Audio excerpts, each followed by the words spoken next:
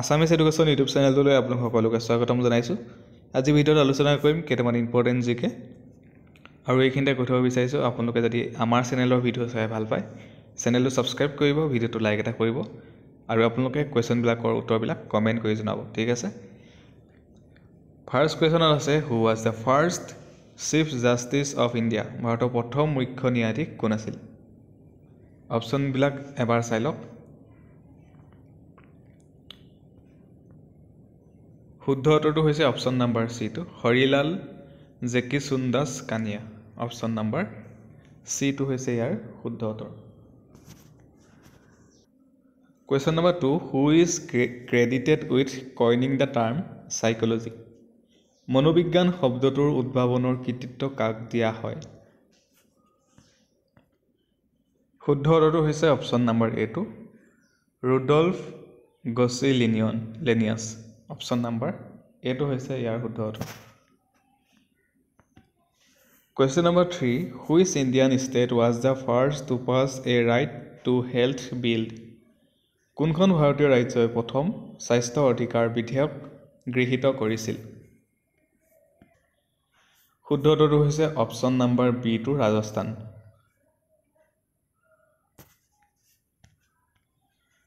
Question number 4, Upanishad are books on?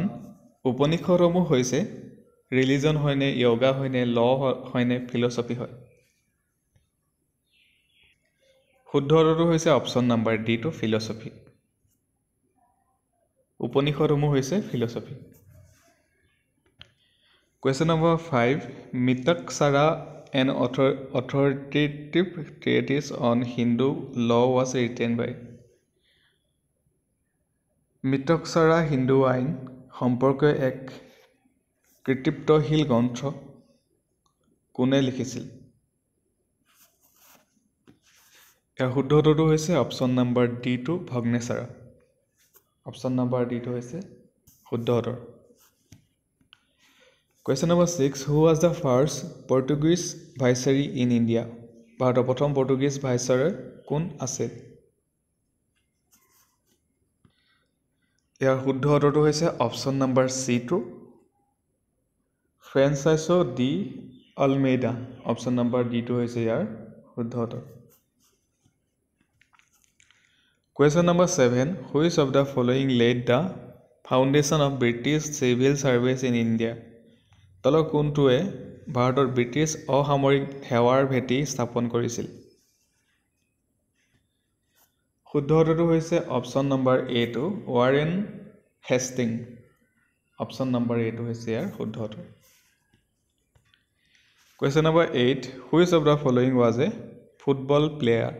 তলৰ কোনজন football খেলুৱৈ আছিল? অপশ্যনবিলাক এবাৰ চাই লওক। শুদ্ধ উত্তৰটো হৈছে অপশ্যন নম্বৰ এটো, জিকো। কুৱেশ্যন নম্বৰ 9, দ্য আছাম সাহিত্য সভা was first founded in the year? Assam সাহিত্য সভা প্ৰথম বৰ্ষ কোনটো বৰ্ষত প্ৰতিষ্ঠা হৈছিলে? শুদ্ধ উত্তৰটো হৈছে অপশ্যন নম্বৰ চিটো, 1917 চনত, 1917।